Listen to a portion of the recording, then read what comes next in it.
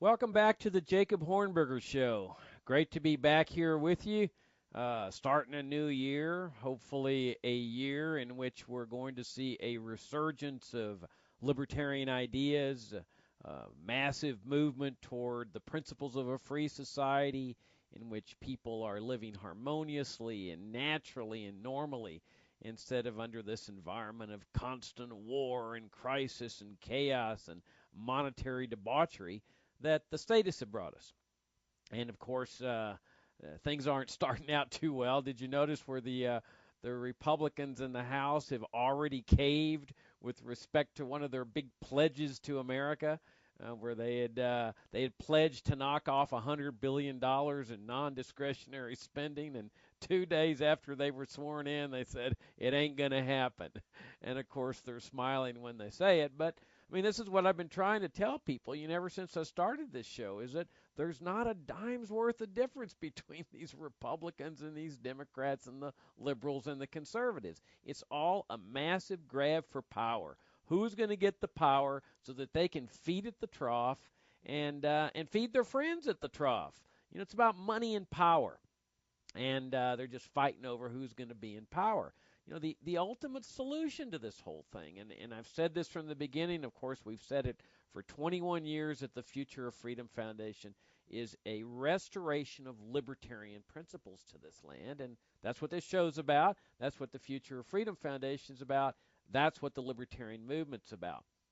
I want to talk to you tonight, though, about empire, specifically the U.S. empire, and all of the death and destruction, and of course the threatened monetary bankruptcy that we're facing because of all of the out of control federal spending, of which the military plays a predominant role.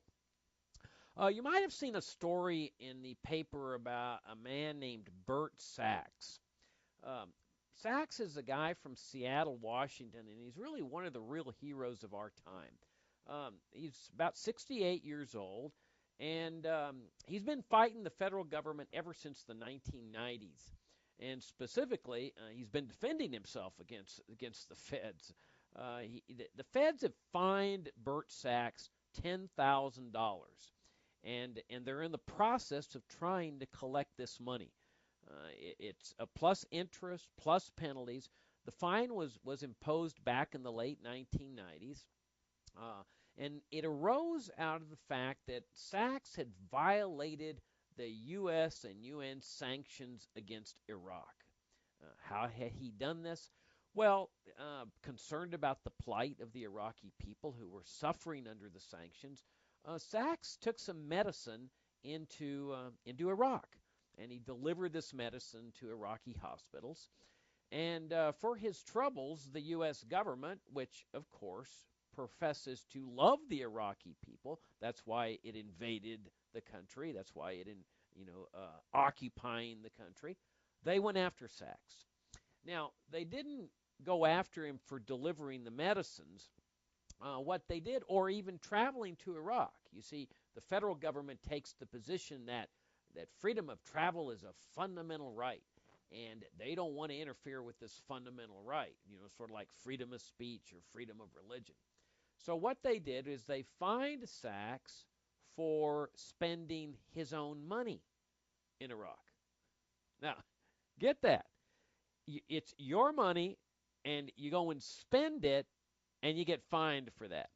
Because you see, in America, while freedom of religion and freedom of speech and freedom of the travel might be considered fundamental rights, what you do with your own money is not. Because you see, the government takes the position, with the support of the statists, the liberals, and the conservatives, and so forth, that it's a privilege that you're being permitted to keep your money. This is sort of a throwback. This was the philosophy with respect to the income tax. Keep in mind, as I've pointed out in previous shows, that Americans lived without an income tax for more than 100 years. I mean, imagine that. People could keep everything they earned and decide what to do with it themselves. No Social Security, no Medicare, no Medicaid, foreign aid, food stamps, welfare, education grants, community grants, none of that junk. It was you keep everything you earn and you decide what to do with it. I mean, this is what it once meant to be free. This is what made America an exceptional nation. Well, then the income tax comes along and it effectively nationalizes income. I mean, you've heard the term national income. Well, that's what it's all about. That everybody's income belongs now to the government. And then the government decides what percentage that you're going to be permitted to keep. So sometimes they're nice and they keep the percentage lower. Sometimes they're not so nice and they keep the percentage higher. But what matters is that the old historical idea of citizen to government, what it means to be free, was turned upside down. It was inverted. Now the government owns all the income, and then it permits people to keep a certain percentage back, sort of like an allowance. I once said that really the more honest approach would be simply where, everybody sends their money in, and then the government sends your money back as your allowance. That is to say, it would be more reflective of what's happening. So the government considers what you do with your money a privilege. It's not a right. Now, of course, libertarians disagree with that. Libertarians believe that it is your fundamental right to do whatever you want with your own money. It's as fundamental a God-given right as freedom of religion and freedom of the press and where you go and travel and so forth. The government and the statists, liberals and conservatives, don't take that position. They say what you do with your own money is a privilege, and therefore it can be regulated, controlled, and punished by the federal government. And so what they do with these embargoes is they say, well, you got a right to travel to Iraq, you got a right to speak while you're there, but if you spend any part of your money there, we're coming after you. By the way, this is exactly the same way that the embargo in Cuba works. That you can travel to Cuba. A lot of people think, oh no, it's illegal to travel to Cuba. No, it's not illegal. It's just illegal to spend money there. That violates this 50-year plus brutal and cruel embargo that the U.S. government has imposed against the Cuban people. So this is what Sachs did. He went there, he stayed in a hotel, he bought food at a restaurant, he paid for a cab or whatever, and they said, okay, we're coming after you, and they fined him $10,000 for that. Well, clearly, that wasn't what it was all about. It was that Sachs had the audacity to try to help people that were suffering from what the U.S. empire, the U.S. military, the CIA, the national security state was doing to the Iraqi people. And, okay, now what was that all about? Well, let me jump back for a minute, because when we talk about these sanctions and what was going on with Iraq, we put it in the context also of what's going on today. The war on terrorism and the constant threats and the chaos and the color codes and the infringements on freedom and privacy and the TSA searches and so forth. We're going to put all this in context within this period of time. But let me go back a bit in history to kind of just set the stage here. 1953, there was a man serving as the duly elected Prime Minister of Iran named Mohammad Mossadegh. Mossadegh was very respected in his country. He was very revered in his country. He was so renowned that he was named Time Magazine's Man of the Year. Well, what he did was he decided that he wanted to kick out the British out of his country, which treated Iran sort of like a colony, and that they had monopolized the entire oil industry. And like many other nationalists, Mossadegh decided that he was going to nationalize the oil industry.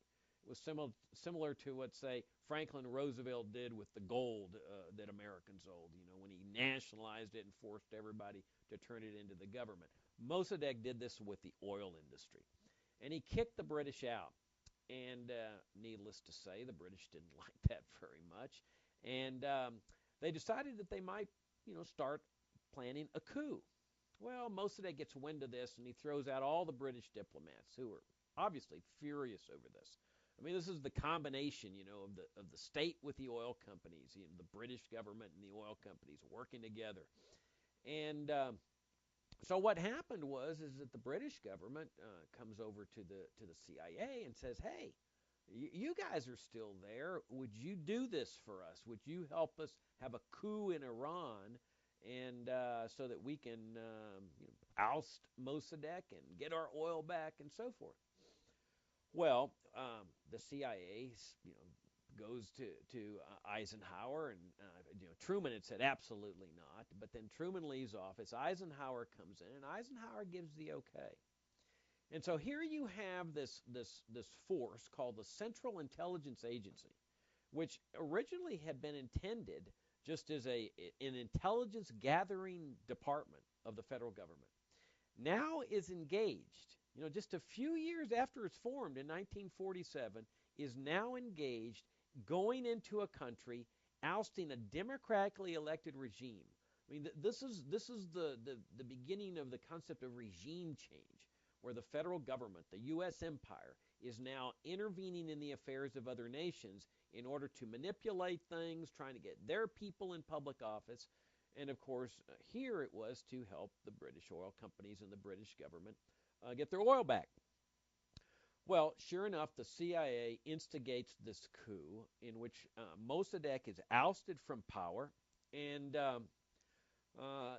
they bring in the Shah of Iran. They sort of restore the Shah to the throne. And, I mean, this guy was, you want to talk about brutal dictators. This guy ranks right, near the top in terms of brutal dictators. You talk about torture. He had a secret police that the CIA supported and helped train them on how to torture and abuse their people and terrify their people and terrorize their people.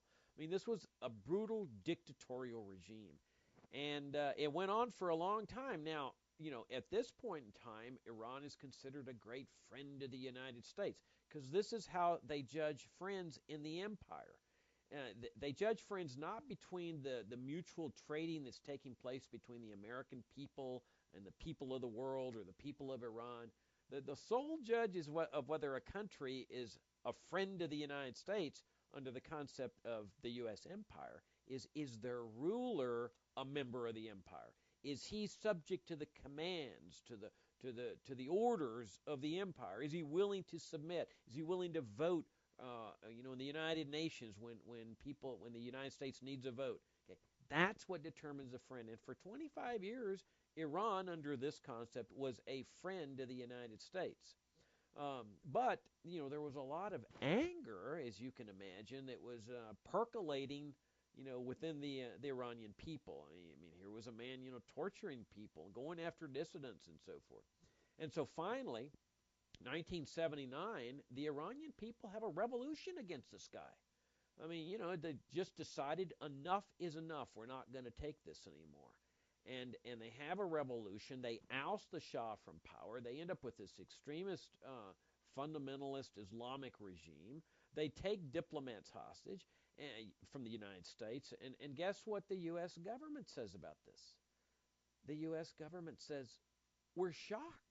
We're shocked that they've taken these diplomats from our country hostage. We don't understand it. Why are they doing this to us? And of course, this is where you get the notion that terrorists just hate us for our freedom and values, and the U.S. government is just such an innocent little babe in the woods.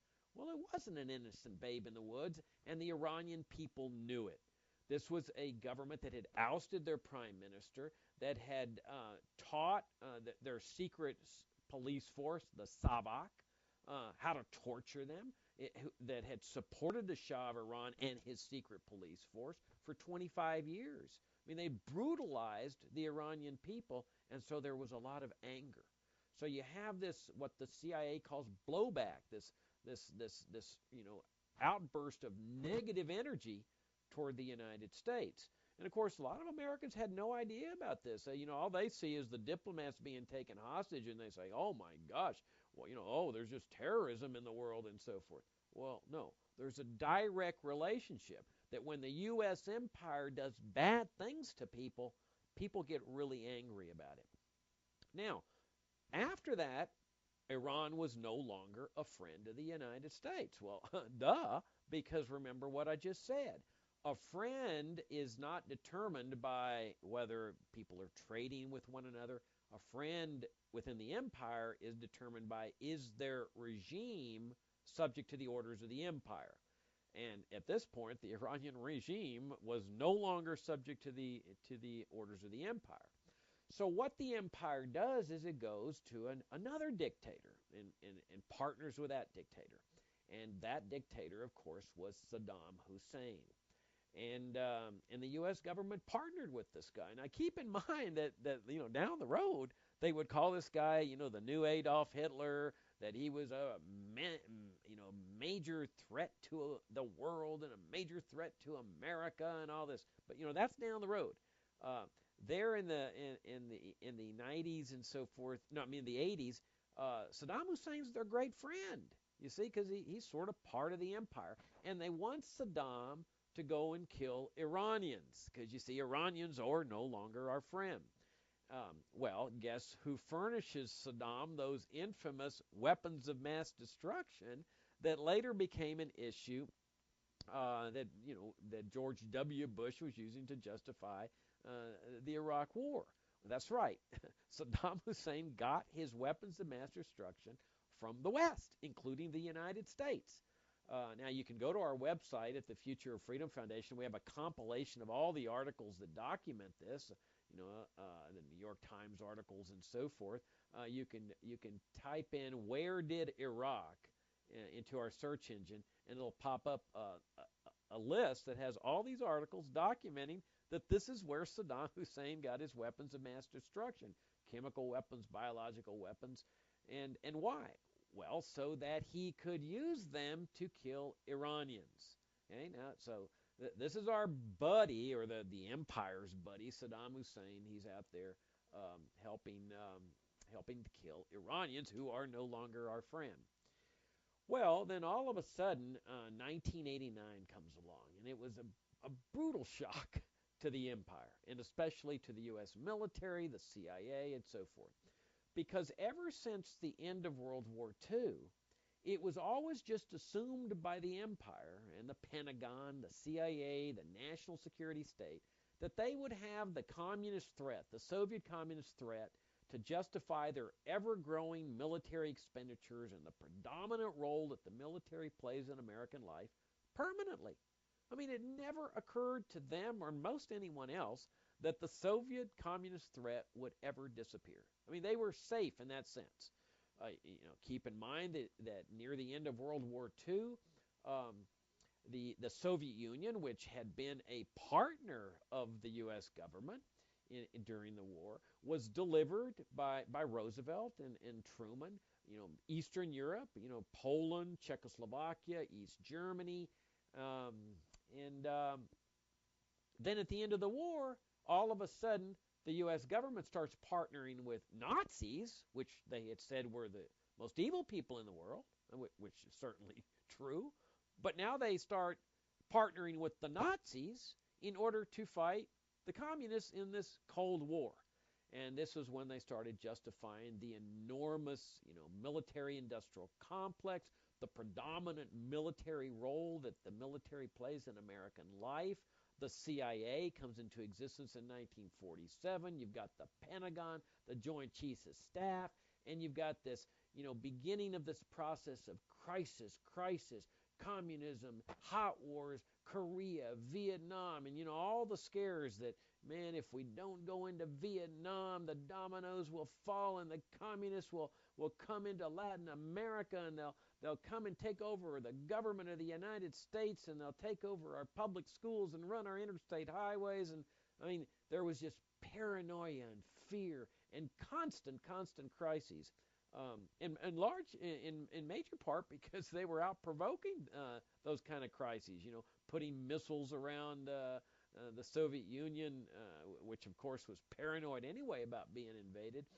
But in any event, they never dreamed. You have decade after decade of military expenditures just soaring. You got bases all over the United States, producing this sense of dependency among the communities of the country. I mean, to the point where, like today, if a congressman votes against the Pentagon on some tank or weapon system or something, Pentagon, just says, well, I guess we need to close that base in your district. And that congressman just starts quivering and quaking, and the newspapers in his district start going ape, and they start yelling national security, national security, and of course then the congressman goes back to the Pentagon and says, I'm sorry, I'm so sorry, I didn't mean to vote against you. Please don't close my base. I'm losing votes in my district. It's jobs for my community. And I mean, this is everywhere, and it's not just the bases. I mean, there's the companies. I mean, companies that are, major companies are dependent on this military largesse, large portions of their budgets. There's a great book I highly recommend by Nick Turse called The Complex, which goes into all the insidious dependency and relationship that American companies now have because of the military largesse. I mean, the military plays a dominant role in American life. We often we don't think about this too often. We've all been born and raised in a warfare state where the military plays a predominant role. Under the concept of defense. Well, it's not defense. It's the Department of Empire. It's the Department of War. It's the Department of Interventionism. They've got bases all over the world. I think in more than 130 countries. I mean, that is a dominant role. You got thousands of bases here in the United States. You've got ever-growing military expenditures, and so the military plays a dominant, I would say probably the predominant role. I mean, look at all the crises we've got. Terrorism and communism, and there's a crisis now in Korea, and there's a crisis here, and the terrorists and the color codes. All of this revolves around military activity. And of course, it's like the Roman Empire, where you walk around Washington and all these officials have this gravitas, where, oh my gosh, the empire is in trouble and so forth. I mean, this is the way we've been born and raised, and most people just say, well, it's here. I mean, they think it's part of America's free enterprise system. Okay. I mean, this is what I've talked about in previous shows, this notion of what freedom is under the statists, the Democrats and the Republicans. They think that this system, where you've got this massive predominant role that the military plays here, like in Burma or Cuba or whatever, that's freedom and free enterprise. Well, okay, if that's the case, then what do you call America for the first 100 and some odd years where you didn't have this huge standing army? Where you didn't have this big military industrial complex, where you didn't have all these ever-increasing military expenditures. Americans call that a free society. Well, you've got two conflicting ideas. How can they both be a free society? But in any event, they thought they were safe. I mean, they've got the Soviet communist threat there, and everything's cool. And all of a sudden, with hardly anyone expecting this, in 1989, the Berlin Wall falls, the Soviet Union collapses, and all of a sudden, they don't have an official enemy anymore. I mean, they could turn to China, but, China is not out there, threatening to invade the United States and bury us and so forth. So now all of a sudden they're scrambling. People are talking about a peace dividend. Well, libertarians were saying, time to dismantle the standing army, dismantle the Pentagon, dismantle the CIA. And the NATO, dismantle NATO. It was all justified under the Cold War, that the Soviets, who used to be our partners, are now the bad guys. That was what it was all justified for, all the taxation to support this military machine. Even the conservatives used to say this. The conservatives used to say, the only reason we support big government is because of the Soviet communists. If the Soviet communist threat were ever to disappear, we would stop supporting big government. Well, they thought they were safe in saying that.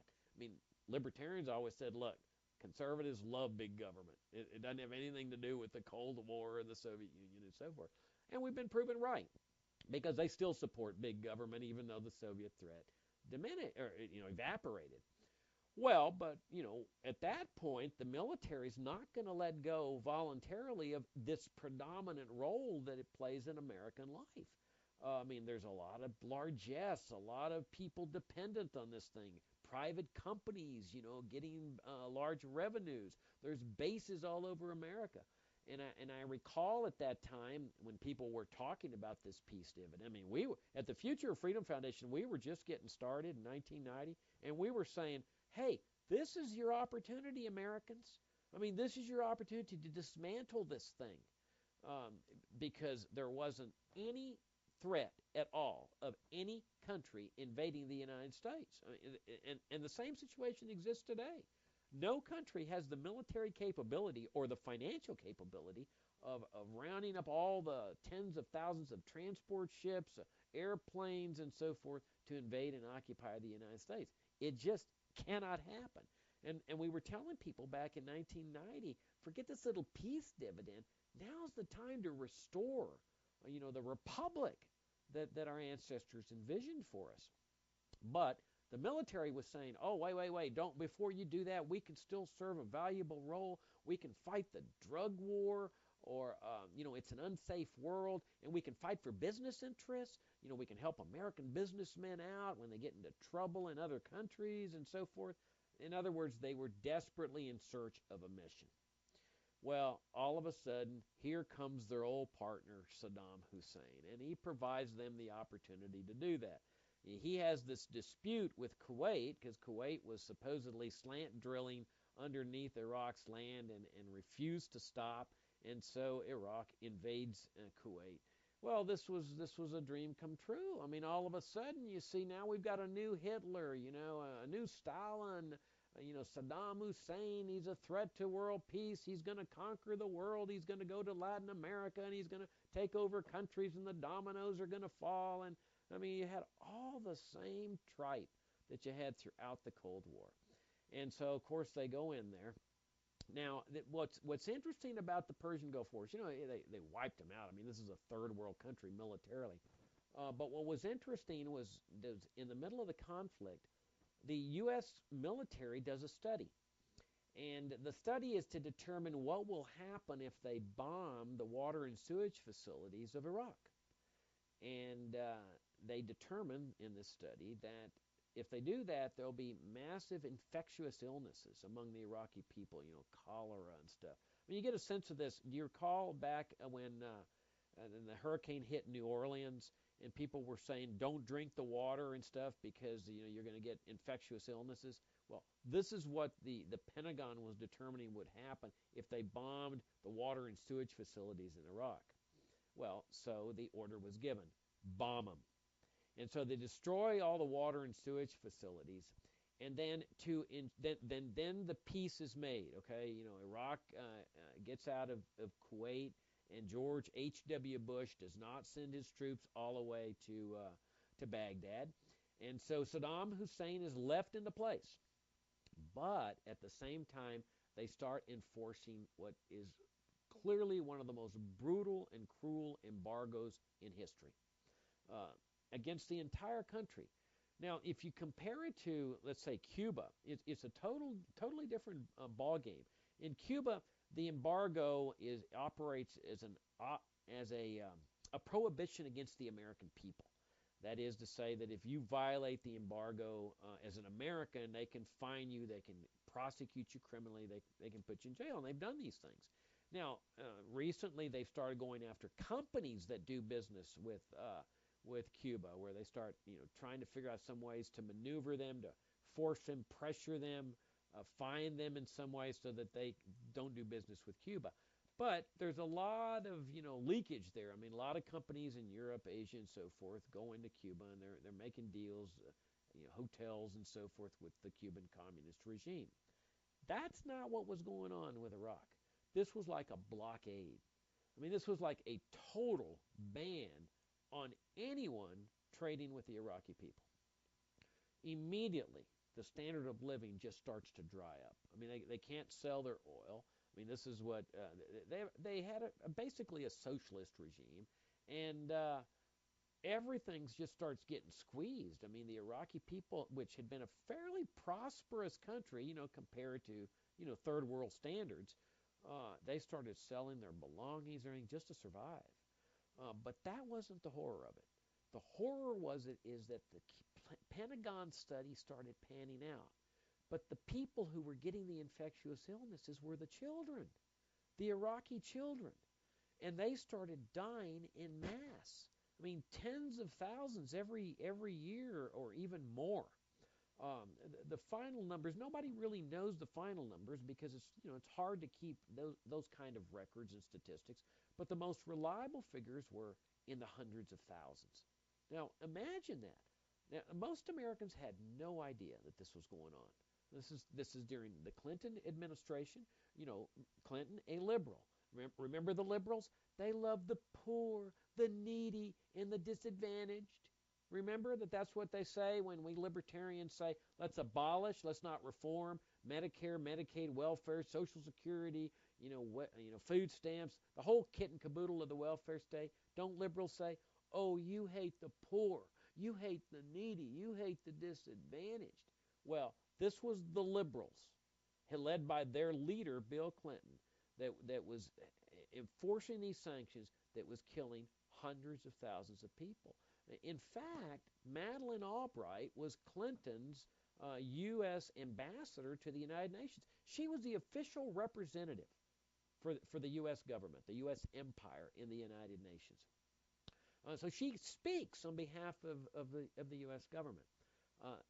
60 Minutes asked Madeleine Albright, I think it was about 1996. It says, it's been reported that 500,000 Iraqi children have died as a result of the sanctions. Do you think this is worth it? And she thought for a moment. She didn't deny the number. I mean, it's very difficult for her to deny the number. Everybody in the Middle East knew it was in the hundreds of thousands. And she says, well, it's been a tough thing, but yes, it has been worth it. Can you imagine? Sacrificing hundreds of thousands of innocent children? For what? Worth what? Well, worth regime change. Remember what they had done in 1953 with ousting Mossadegh and putting in their man, the Shah of Iran? This is what has become one of the core elements of U.S. foreign policy. Ousting the leaders of countries that won't do the bidding of the empire, putting in our stooges.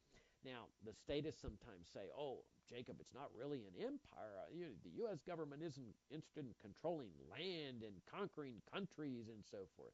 Well, it's not modeled so much, like 100% on the Roman Empire. I mean, that's the way the Roman Empire did. It's really modeled more on the Soviet Empire.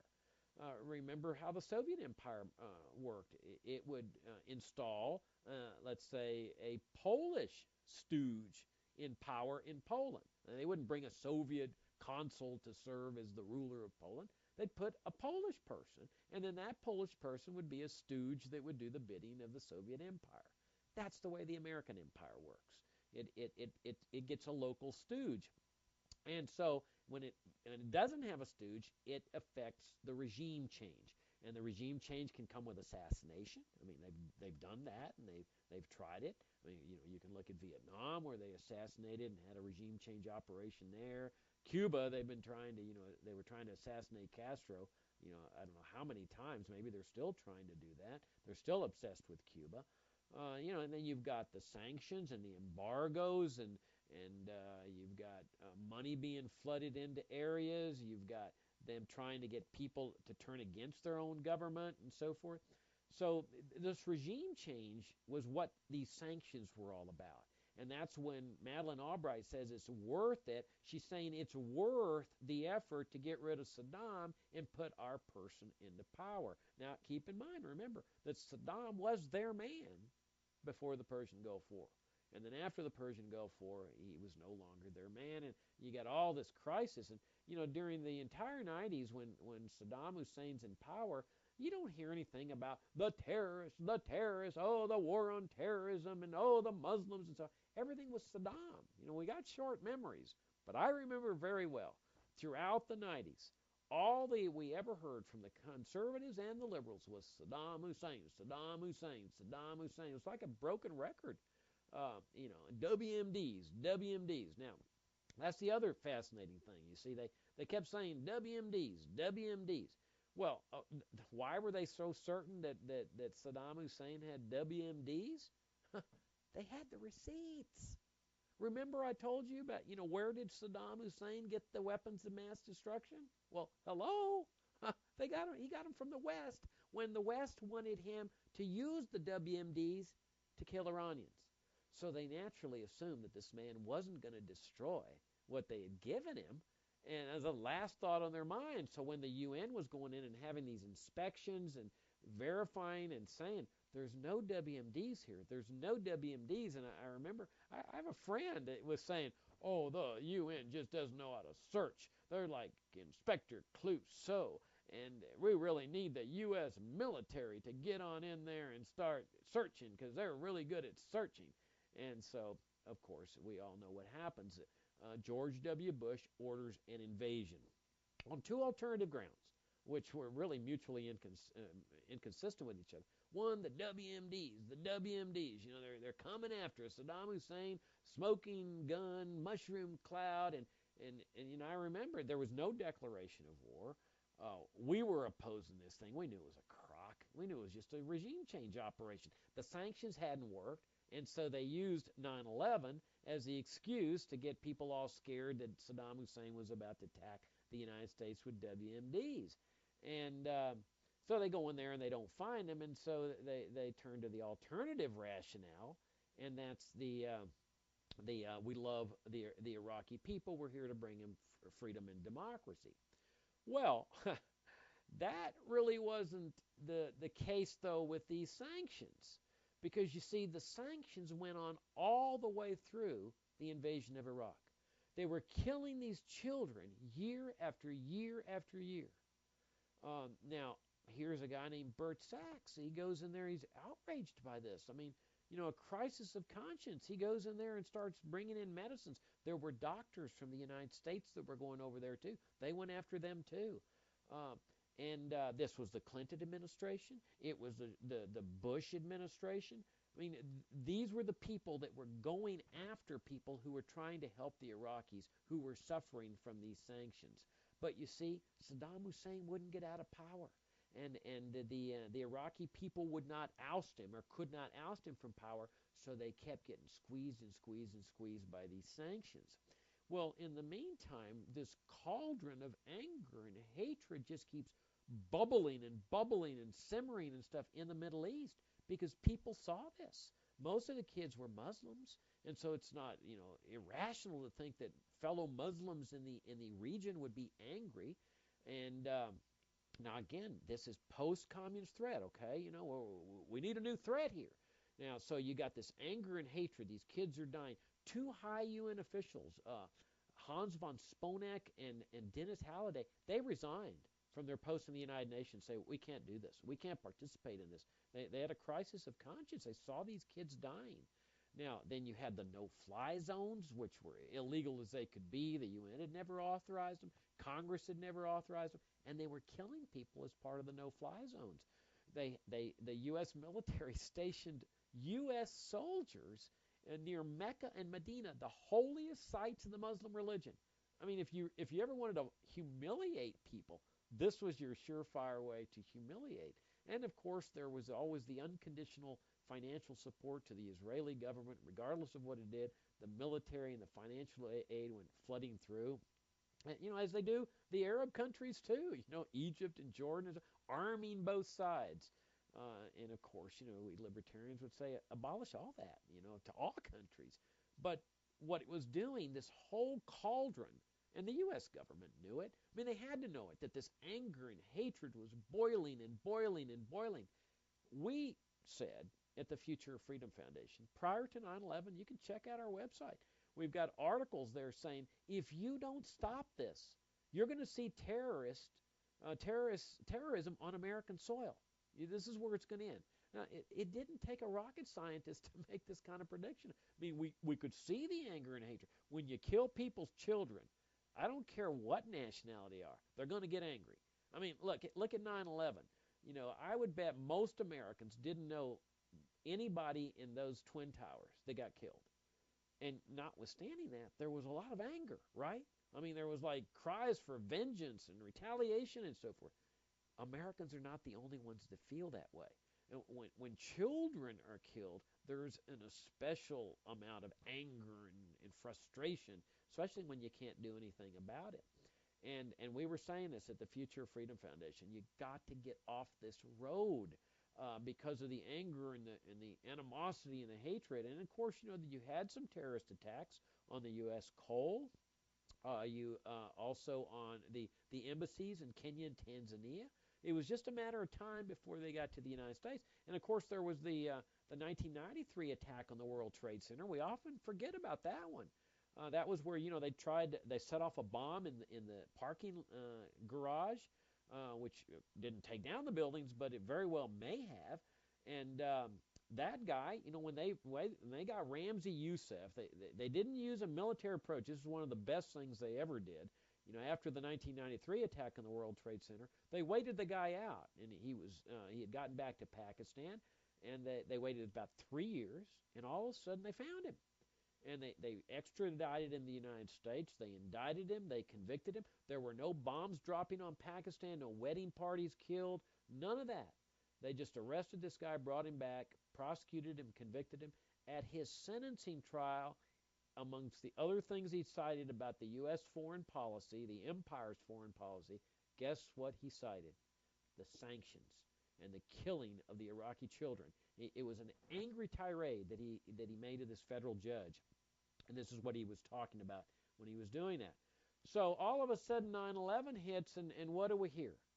Oh, they hate us for our freedom and values. They hate us for our freedom and values. And the conservatives and the liberals did not want to confront what the U.S. government had been doing preceding that. It was like history begins on 9/11. We can't look back. Everything starts on 9/11. The world will never be the same because of 9/11. Well, it was actually just a natural continuum. The U.S. government was doing these things in the Middle East. That there had been terrorist attacks on the coal, on the Tanzania and Kenya embassies, and it just comes over to the United States, the 1993 attack. This was just a continuum. Well, guess what the U.S. government does? Well, surprise, surprise.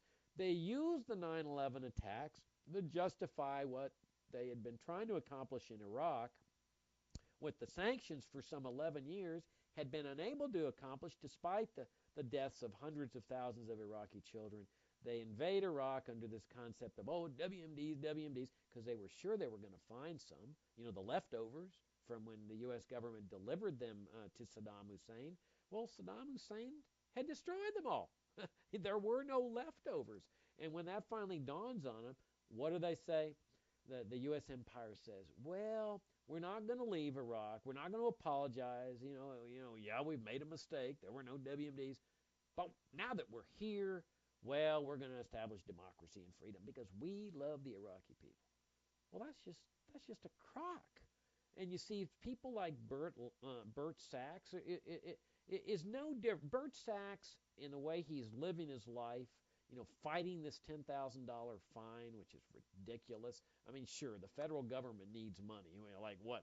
$10,000 is going to help out with their, trillion-dollar deficit, in large part because of the military? Ridiculous. But you see, what Bert Sachs is doing is he's exposing the lies and the hypocrisy. They never loved the Iraqi people. They never, it wasn't about, freedom and democracy and we're here to help them. Really? If they loved them so much, then why were they enforcing a regime that was killing their children? Why did their Secretary of State say that the deaths of 500,000 Iraqi children were worth it? Why did they have Abu Ghraib, where they disrobed men and humiliated them and put them in naked piles and did horrible things to them? Why did they execute Iraqi prisoners? It was because they didn't give a hoot for the Iraqi people. They never have, and they never will. This is about power, military power, military domination, military control. Their whole quest in Iraq was to oust Saddam Hussein and put their man in power. And guess what? It hasn't quite worked out because they got the Shiite regime in there, which has closely, this hasn't hit a lot of Americans yet. That regime in power has closely aligned itself with Iran and has done so for the past several years. Iran, keep in mind, is a mortal enemy of the empire because it's headed by a regime that's not part of the empire and that stands up against the empire. Now, just recently, I think it was last week, Muqtada al-Sadr, he returns in glorious triumph to Iraq because his faction is now playing a predominant role in Iraqi affairs in the government. He's the guy, remember, that took up arms, he and his faction, trying to killing American soldiers to oust them. He's been to oust the occupation. He's been in Iran for 3 years. I mean, imagine that. So now, what are U.S. soldiers supposed to be doing today in Iraq with respect to al-Sadr? Are they supposed to be trying to assassinate him when he's part of the government, part of democracy? Are they supposed to be killing and dying for al-Sadr? I mean, it really goes to show you how crazy this whole thing is. Um, but this is where we are. You know, we're living in the same kind of atmosphere that people lived in during the Cold War, where there's constant crisis and chaos and terrorism and communism and some of it's provoked. I mean, look at this latest little crisis over in Korea, where you've got the South Korean government, on the urging and encouragement of the U.S. empire, has these military exercises on an island right next door to North Korea. And they know that the North Koreans are paranoid. They know they're a little crazy, and they have these military exercises anyway. They fire artillery shells into waters that are claimed by North Korea. What's that all about? I mean, why can't they have their military exercises way down south? Well, because this creates the chaos, this creates the crisis, and now all of a sudden we're not only facing the terrorists, we're facing the communists, and boy, what be better than that? I mean, now you've got this double threat. Well, is this any way to live? I mean, is this any way for us to be living? Look what's happening at the airports, where people got to get patted down in sexually violative ways, or open themselves up to body scanning and stuff. All of this revolves around the militarism, the imperialism, the interventionism. I mean, this is what I keep saying about the military playing a dominant role in the life of the American people. Everybody's life is revolving around what the military is doing. You've got all these bases, across America, where people feel like, oh my gosh, we couldn't survive if the base got closed. And then you've got all of these private companies, hundreds of maybe at least tens of thousands of private companies depending on a large portion of their budgets on the military largesse, where the military buys supplies and so forth. We all know what's the out of control spending is doing to this country, the debt. We're reaching up now to the debt ceiling again, and it's going to be interesting to see what these Republicans and Tea Party types do, because the ceiling's a ceiling. But part of that problem of the spending and the borrowing is the military. I mean, the military spends more than 10 times more than all the other 10 next countries combined. I mean, this is ridiculous. Our founding fathers tried to warn us about military establishments. Well, for that matter, President Eisenhower. I mean, here's a military general. He is the supreme commander of Allied troops in World War II. He comes in as president, and after 8 years, he sees what is happening to America. You've got the National Security Act in 1947. It establishes the CIA, the NSA, the National Security State. You've got the Pentagon, the Joint Chiefs of Staff. You've got this big military machine to military-industrial complex. And so Eisenhower pointed this out. Now, unfortunately, it was at the end of his term when he started to realize this, but he said, my gosh, this is not the America that we're accustomed to. We've never seen anything like this. Now, the Russian people had seen it. I mean, the European people had seen it. They saw that militaries had played a dominant role in their affairs for eons. But the Americans had never seen this massive military predominant role in everyday life, and around which Americans would have to adjust and revolve their activities and so forth. Eisenhower made a very interesting comment. He says, this is a threat. We've got to watch it. We've got to monitor it because it is a threat to our democratic processes. Now, what he's referring to is that the military poses a threat to the citizenry, to our democratic processes. And the founding fathers had said the same thing. Well, for that matter, President Truman comes into power, and 1 month after Kennedy is assassinated, and Kennedy, of course, had started to see this too. You can see it in his speech like to American University. He was talking to some of his advisors saying this is a real crock, this Cold War, this big military-industrial complex, this, sending more troops into Vietnam. He was starting to see what Eisenhower had seen. And then 1 month after he's assassinated, you've got former President Truman writing an article in the Washington Post. You can just Google that, Truman, CIA, Washington Post, 1963. I think, it was December 1963. He writes this article saying, look, this is not what I envisioned when I, brought the CIA into existence in 1947. I thought this thing was just going to be an intelligence gathering agency. And now it's engaged in all kinds of covert, nefarious things. He says this is having a disastrous effect on us internationally. Well, of course, nothing happens, and the thing just grows and grows and grows. And our founding fathers had talked about this. Madison said, of all the enemies to liberty, war is the biggest because it encompasses all the rest, the regulations, the out-of-control spending, the bureaucracies, the rules, the regulations, the control. That Now imagine that. They've got an occupation in Iraq. They got an occupation in Afghanistan. And what do we hear? All we hear is the troops are defending our freedoms. Support the troops. They're defending our freedoms. You can go to church. Any church across the land, and most of them, the preacher's going to say, "Let us pray for the troops who are defending our freedoms overseas." This is just a crock.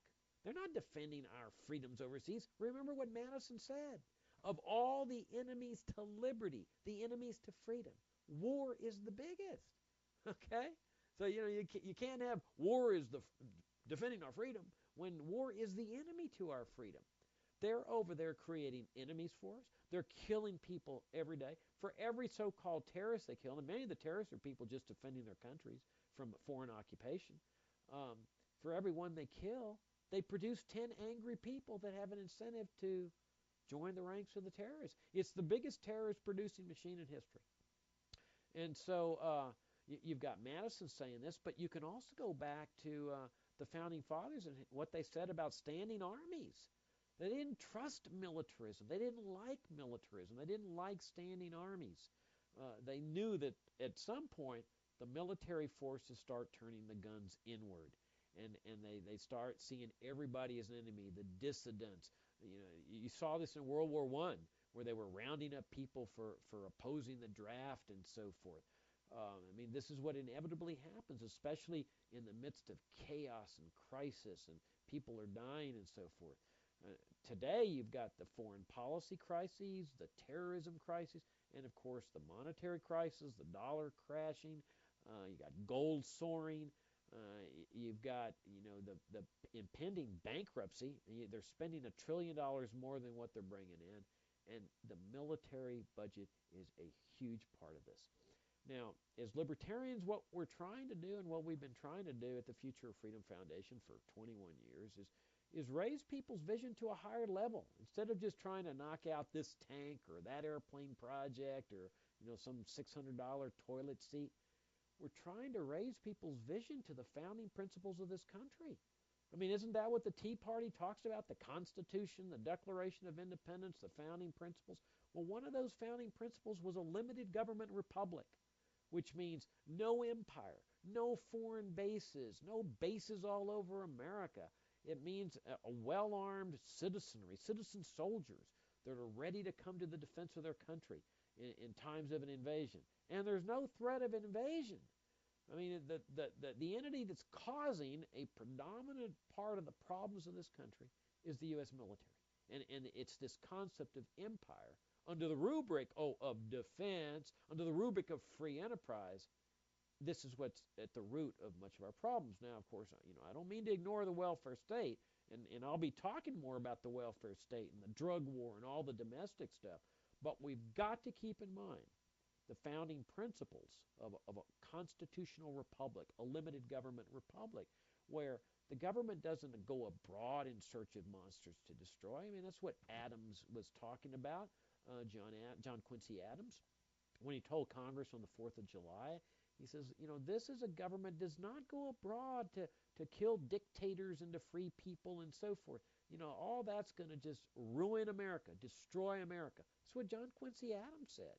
I think it was 1821, that instead this government stays home and Americans build a model society of freedom, and they travel around the world. The private sector is the greatest diplomats. People love Americans, but they love the American private sector. They don't like the U.S. empire. They don't like the State Department arrogant diplomats. They don't like the U.S. military. They don't like the CIA. They like the American people. And so this is what we're talking about, is restoring this concept of a constitutional republic. It's a paradigm shift. We don't want to reform the military and the CIA. We want to dismantle these things. Bring all the troops home. The Cold War is over. Korea, Vietnam, wherever troops, Africa, Latin America, wherever there are troops, bring them home. Close all the bases. Close Guantanamo. Give it back to the Cubans. Dismantle the empire and restore a republic and liberate the private sector, the American people, to travel and trade and have cultural exchanges. No more embargoes, no more sanctions, no more killing of innocent people. So obviously, our job as libertarians is much more difficult than, say, liberals and conservatives that just always want to talk about reforming the welfare state or reforming the warfare state. We're trying to raise people's vision to a paradigm shift. Can we achieve that? Well, you're darn right we can achieve it. I mean, if the statists could bring in this paradigm of imperialism and interventionism and statism and welfarism and so forth, we can restore the idea of free markets, private property, a limited government republic. That's where the power of ideas come in. And that's what we're going to be doing for the next year. And it's great to be back with you with this show. I kind of missed it a little bit. Enjoyed it. I appreciate y'all tuning in. And want to thank you. I want to thank you for your support of the Future of Freedom Foundation. If you didn't make an end-of-year donation, we'd be just as happy with a beginning-of-the-year donation. It's your support that helps us get through the coming year. And I just want to wish every one of you a happy new year and hopefully a free new year where we have this resurgence of libertarian ideas. And we see in our lifetime a restoration of a free, prosperous, and harmonious society. So thank you very much, and I'll see you next week. Bye.